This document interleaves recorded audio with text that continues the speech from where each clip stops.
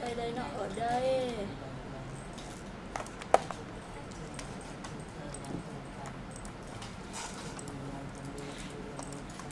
Không gặp. Chưa. Đã gửi cho rồi.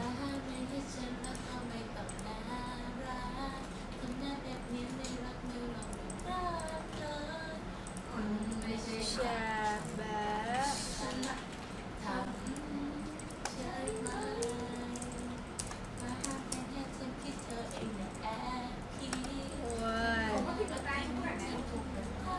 Xê số. Cái 65 cơ. 40. Số đó.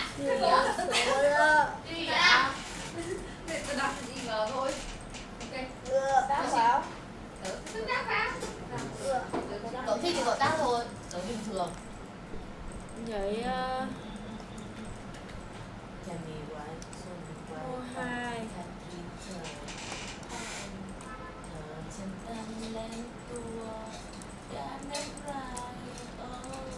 Mua bên gì đấy? 40 á.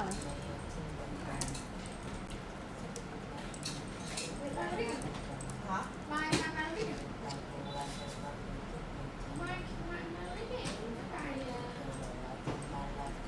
Có cái bài của nó hát của về con Quý Ai?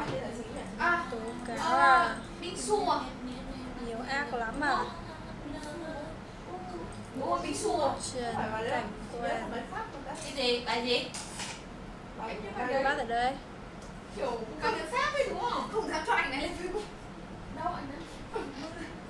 Trời ơi. IG tao không dám cho lên. Rồi, IG được rồi. Thấy chưa? Thôi thôi. Chạy mềm xeo vậy. Từ chú khóc à?